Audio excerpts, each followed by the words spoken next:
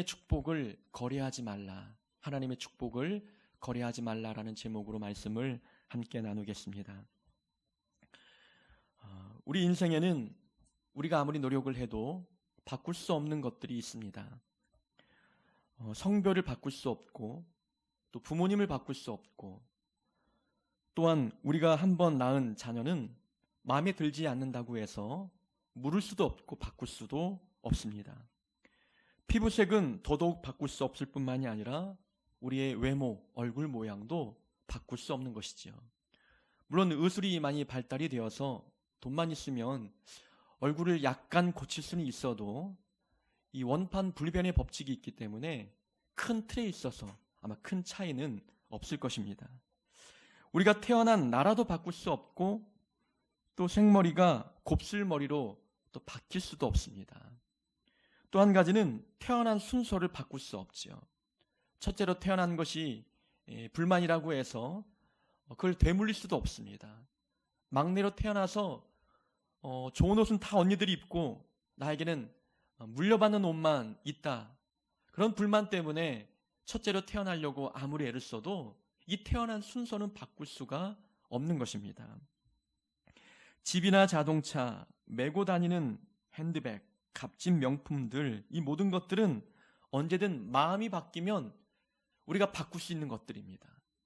그러나 하나님이 허락하신 값진 것들, 내게 소중한 것들은 아무리 노력을 해도 바꿀 수 없어요. 바꿀 수 없는 것은 하나님께서 내게 주신 특별한 선물이고 복이라는 생각을 가지고 있어야 합니다.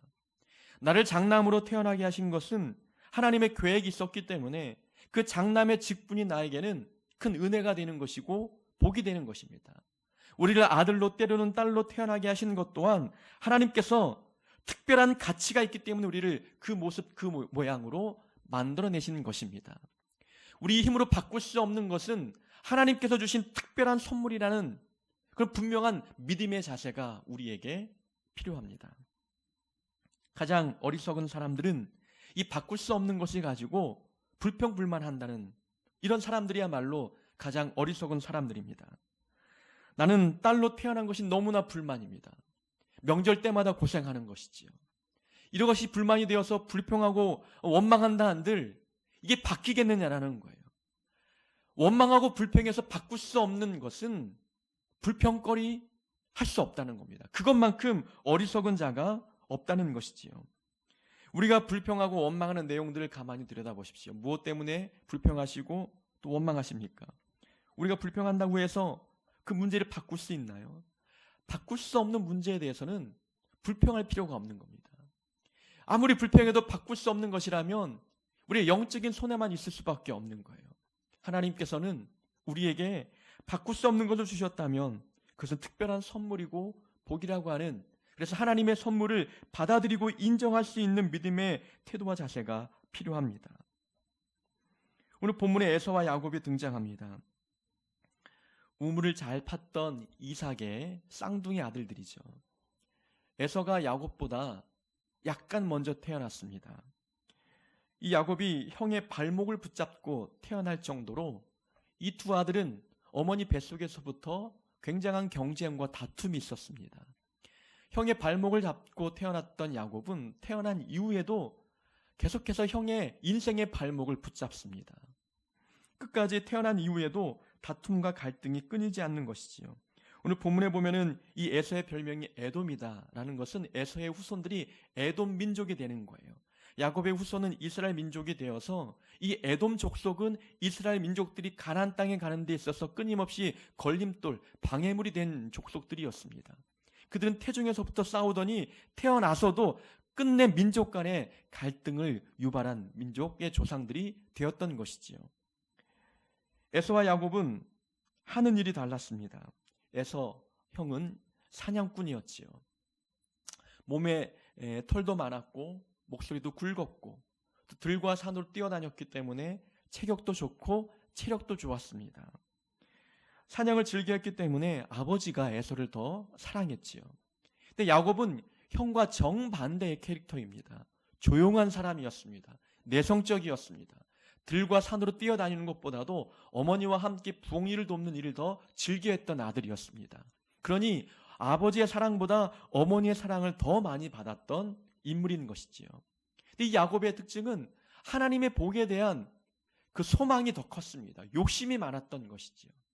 이 장자에게는 주어지는 특권이 있었는데 아버지의 유산을 둘째보다는 2배의 유산을 물려받을 수 있는 특권이 있었어요.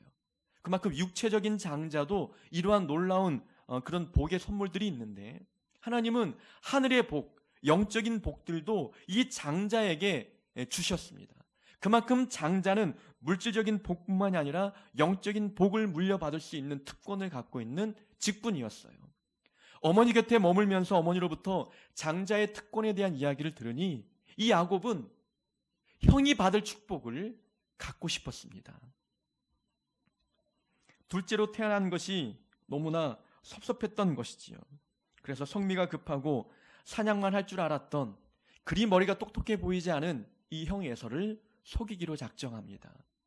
형이 사냥하고 돌아온 그 길목에 아주 향기나는 팥죽을 막 쓰는 겁니다. 배고파 돌아온 이 형이 팥죽을 보고 먹고 싶은 마음이 들지 않겠습니까? 이 팥죽 배고플 때 먹으면 얼마나 맛있는지 우리는 알잖아요. 이 면팥죽이 저는 더 좋거든요. 소금과 이 설탕을 적절히 배합을 해서 섞으면 이제 뜨거울 때 먹으면 이 팥죽 한 그릇은 굉장히 별미입니다. 비 오는 날 먹으면 더더욱 맛이 있지요. 이 형 에서가 이 팥죽을 보고 너무나 먹고 싶은 겁니다. 한 그릇 달라고 했더니 약삭빠른 이 야곱 동생이 그냥 줄리만무합니다. 형의 직분을 팔라는 겁니다. 장자의 명분을 이 팥죽 한 그릇에 팔라는 겁니다. 이 형이 생각해 보니까 이 동생의 요구는 아무것도 아니거든요. 이 장자의 직분을 판다고 해서 태어난 순서가 바뀌겠느냐라는 겁니다. 이것은 바꿀 수 없는 거예요. 자, 팥죽 한 그릇 내가 먹고 장자의 직분 너에게 넘기겠다. 이런다고 해서 동생이 형이 되고 형이 동생이 되는 것은 이것은 있을 수 없는 일인 거예요.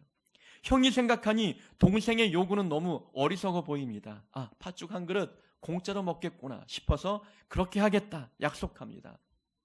내가 지금 굶어 죽게 생겼는데 장자의 직분이 무슨 소용이 있겠느냐, 너 가져라 라고 주는 겁니다. 야곱이 형에게 맹세하라고 하고 맹세했더니 이제 팥죽 한 그릇을 넘겨줍니다. 아마 이 형 에서는 그렇게 팥죽 한 그릇을 먹는다고 한들 장자의 직분이 동생에게 넘어가겠느냐, 아니란 생각을 했던 것이지요. 오늘 성경에 보니까 이 형 에서를 향해서 장자의 명분을 가볍게 여겼다라고 이야기합니다.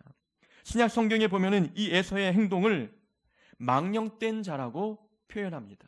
그는 하나님이 주신 첫째 아들 이 장자의 특권, 이 장자의 명분을 경홀히 여겼습니다. 가볍게 여겼습니다.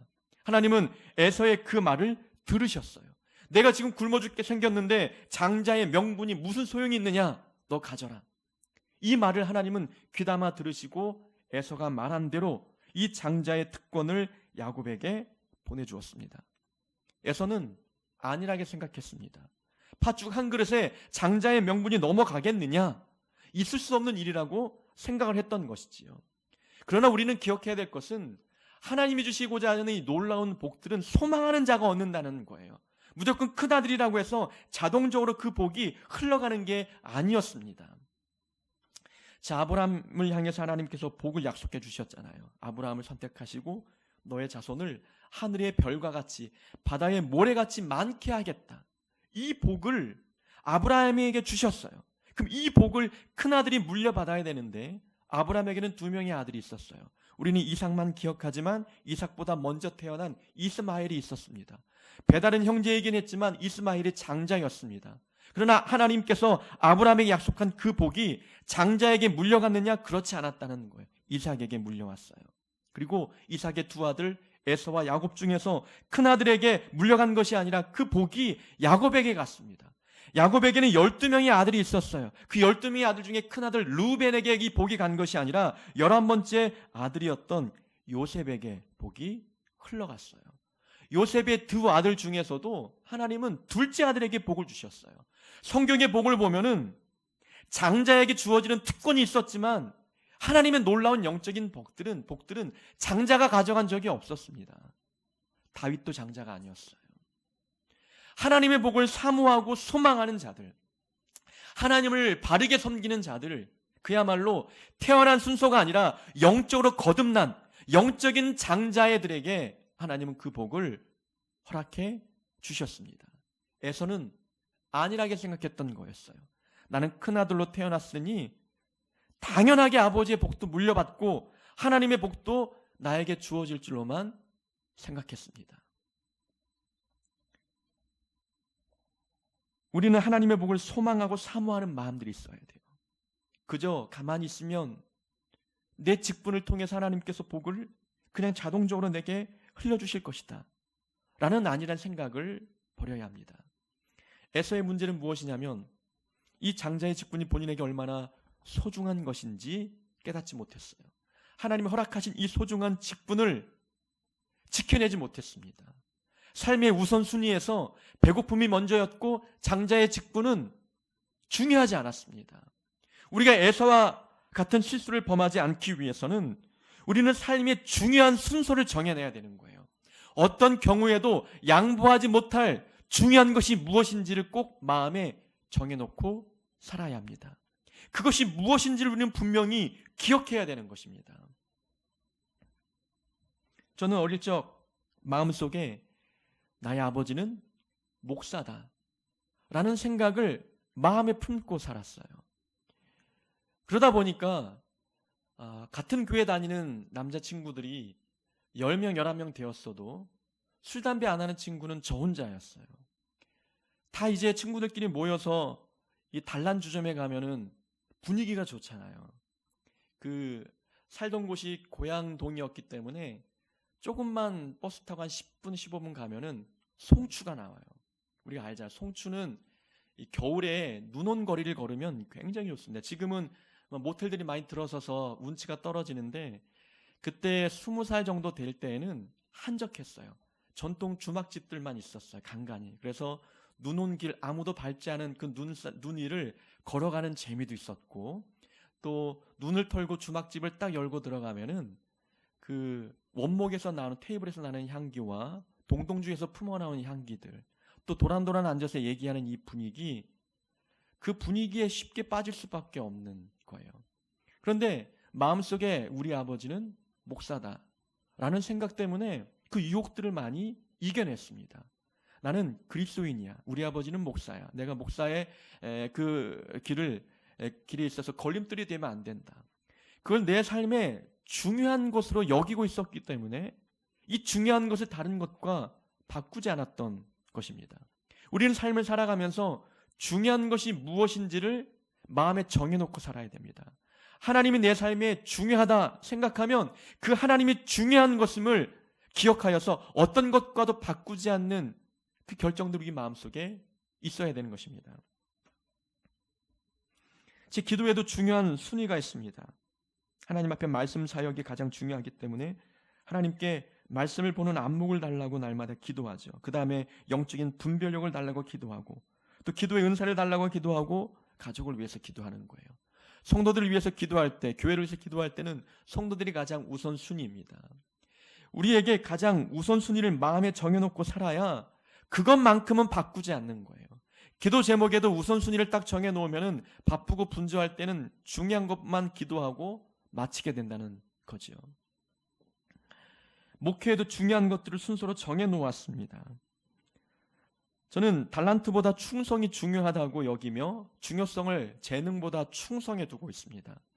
이렇게 정해놓으면 어떤 장점이 있냐면 목회하다 보면 장점이 많은 분들이 많잖아요. 목회자 중에서도. 그들을 보면은 마음속에 열등감에 빠질 때가 있어요. 비교의식 때문에 의기소침해지고. 그러나 재능이 중요한 게 아니야. 나에게 중요한 것은 충성이야. 하나님께서는 재능을 통해서 일하시는 분이 아니라 충성, 순종을 통해서 일하시기 때문에 재능 많은 거 부러워할 필요 없어. 충성하면 돼. 중요도를 충성에 두다 보면은 주변에 어떤 비교의식도 느끼지 않을 뿐만이 아니라 사단이 주는 비교의식 속에 시험에 들지 않게 되는 거예요. 유명한 목사보다 유능한 목사가 되는 게 나에겐 더 중요해. 이렇게 생각하는 겁니다. 유명한 목사들 많잖아요. 대형교회 목사들 이름만 들으면 다 아는, 교회 다니지 않은 분들도 이름만 들으면 다 아는 분들이 많습니다. 그런 유명한 목사가 되는 게 나에게 꿈과 소망이 아니라 유능한 목사가 되는 게 더 중요한 것이지요. 내 교회 성도들에게 은혜를 끼치고 감동을 주고 무엇인가 깨달음을 주는 그런 목사가 내 교회 안에서 유능한 목사가 아니겠느냐라는 거예요. 아무리 이름 높은 유명한 사람이 된다 한들 높이 올라갈수록 떨어질 때 그 떨어짐이 더 큰 거예요. 유명함보다 유능한 목사가 되는 것이 하나님 볼 때에 더 합당하겠다.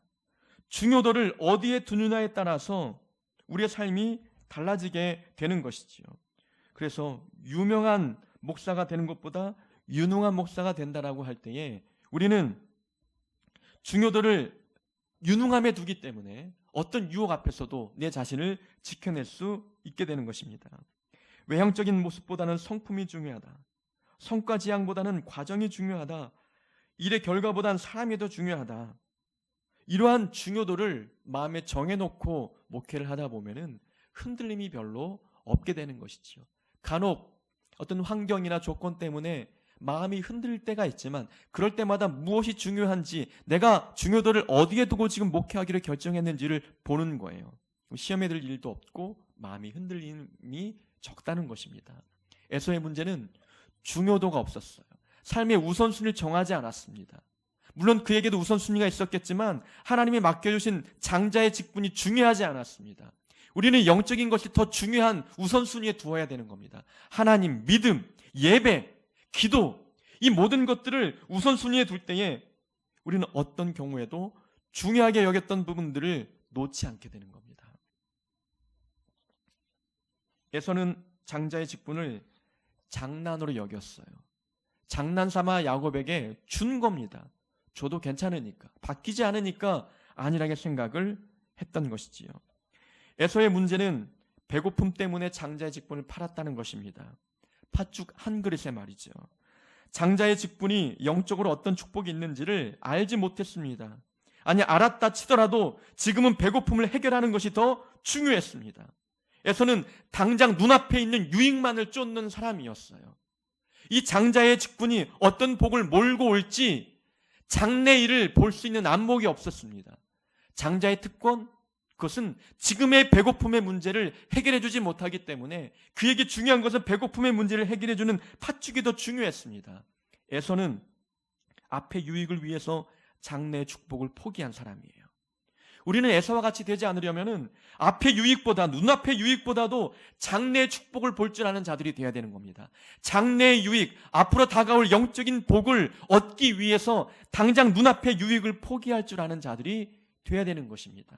이것이 중요하고 이것이 지혜이지 않습니까?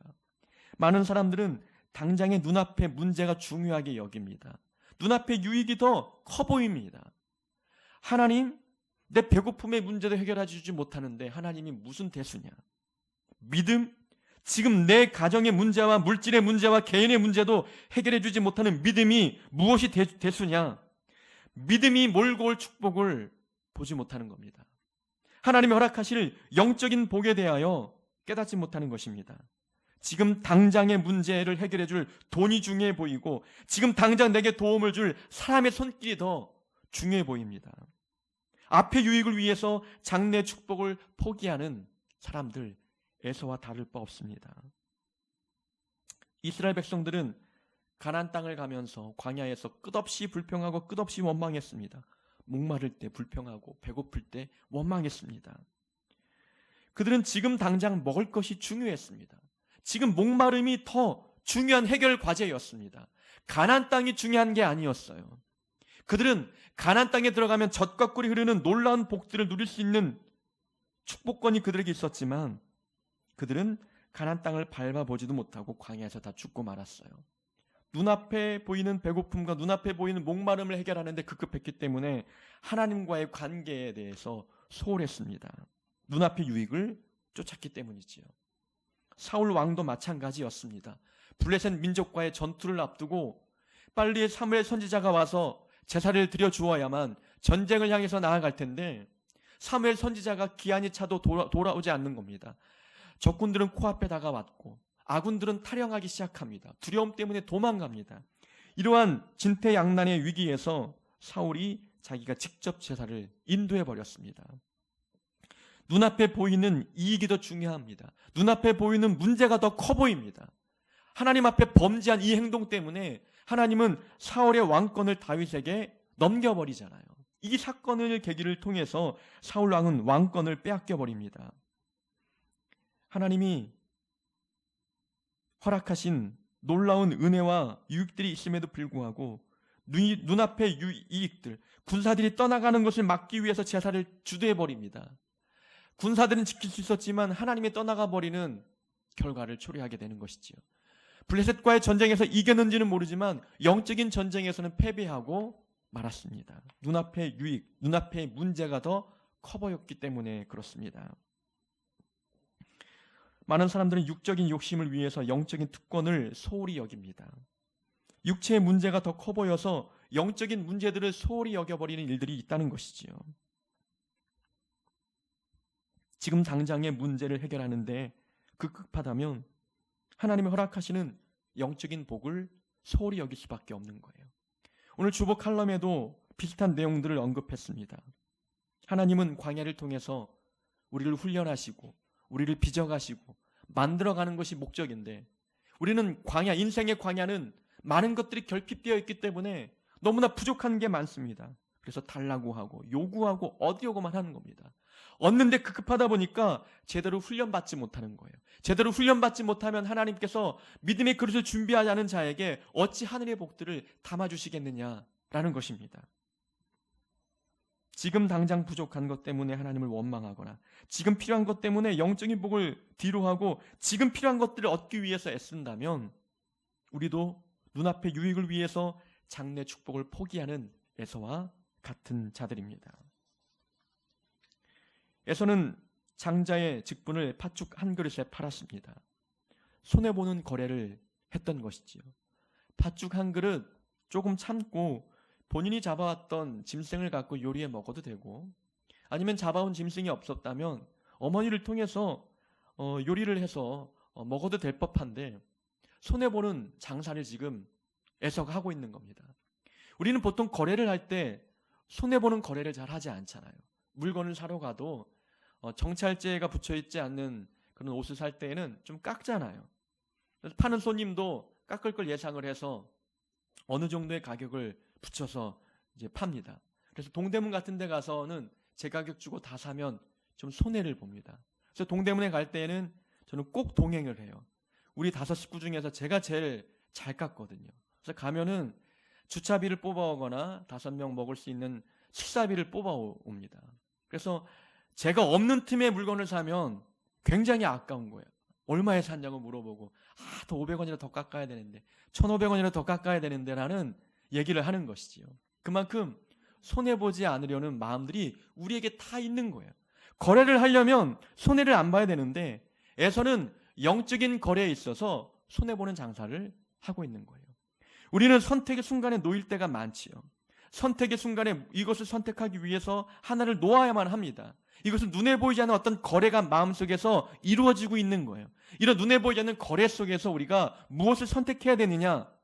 우리는 영적으로 손해보지 않는 쪽을 선택해야 되는 거예요. 육적인 손해가 아닌 영적으로 손해보지 않는 것을 선택해야 되는 그런 결단력들이 우리에게 있어야 합니다. 베드로가 만선의 기적을 경험했어요. 어부로서는 참으로 대단한 스펙을 얻은 겁니다. 배가 가라앉을 정도로 많은 고기를 주님 덕분에 낚았습니다. 그때 주님께서 모든 것을 버리고 따르라 명령하실 때에 베드로는 고민 없이 따랐습니다.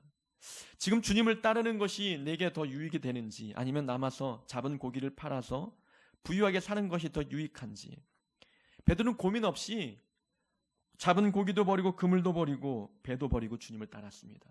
그는 영적으로 손해보지 않는 선택을 했던 거예요. 영적으로 손해보지 않는 거래를 마음속에서 했던 것입니다. 예수님의 제자 중에 마태도 있습니다. 세리 마태도 제자의 부름을 받았습니다. 세리장은 돈을 많이 버는 직업이었어요. 돈을 많이 벌 수 있는 직업을 내려놓고 주님의 제자가 되었습니다. 물질의 유익이 중요하냐, 영적인 유익이 중요하냐라는 갈림길에서 보이지 않는 거래에서 손해보지 않는, 영적으로 손해보지 않는 거래를 선택했던 것입니다. 솔로몬 왕도 마찬가지였습니다. 그는 하나님께 1,000번제를 드리고 난 뒤에 하나님께서 꿈에 솔로몬에게 한 가지의 소원을 들어주겠다고 말씀하셨습니다. 솔로몬이 원했던 것은 지혜였어요. 어린 나이에 왕이 되어서 이 수많은 백성들의 억울함을 풀어주기 위해서는 내게 필요한 것은 지혜입니다. 지혜를 구했더니 하나님께서 그를 칭찬하십니다. 오래 살기를 바라는 장수의 복도 허락하지 아니하고 왕으로서 전쟁을 많이 치를 터인데 주변 국가들 그 원수들을 멸하여 달라고 하는 소원도 구하지 아니하고 오직 분별력 있는 지혜를 원했으니 하나님 솔로몬에게 더 많은 복을 부어주셨어요. 이스라엘 역사 중에 솔로몬이 통치할 때 그 나라가 가장 부유하고 부강했습니다. 솔로몬은 무엇을 원할까? 무엇을 요구할까? 한 가지 소원을 이야기할 때에 영적으로 유익이 되는 것을 선택했습니다. 에서는 영적으로 손해보는 선택을 했지만 솔로몬, 세리마테, 베드로 그 이외에 믿음의 많은 조상들은 영적으로 손해보지 않는 거래들을 했던 것입니다. 우리는 선택의 순간에 놓일 때에 무엇을 선택해야 되는지 우리는 기준을 어디에 두고 있습니까? 물질적인 손해, 감정의 손해, 이것이 기준이 아니라 영적인 손해를 보지 않는 쪽을 선택해야 되는 것입니다. 저는 이 두 번째 교훈을 준비하면서 우리 교회에 많은 새가족 중에 한 새가족이 떠올랐습니다. 친구와 여행을 뒤로하고 예배를 선택해서 나왔던 한 분이 계시잖아요. 그분은 이제 친구와 여행을 포기하고 이제 교회에 나왔을 때에 저뿐만이 아니라 많은 분들이 기뻐했죠. 그 선택이야말로 영적으로 손해보지 않는 선택을 했던 것입니다. 우리가 행동하기 전에, 무엇인가 선택하기 전에, 무엇인가 거래하기 전에 영적으로 손해보지 않는 쪽을 선택해야 됩니다. 대부분 이러한 판단력은 위기의 순간에서 흔들려 버리지요. 에서도 영적인 어떤 장자의 직분이 주어지는 특권이 무엇인지 알았을 것입니다. 그러나 배고픔 때문에 그 배고픔을 이기지 못하고 판단력이 흐려져서 장자의 직분을 경홀히 여겼습니다. 사단의 공격은 우리의 위기의 순간에 판단력이 흐려질 때 찾아옵니다. 그래서 영적인 거래에 있어서 영적으로 손해보는 거래를 하도록 우리를 유혹한다는 것이지요.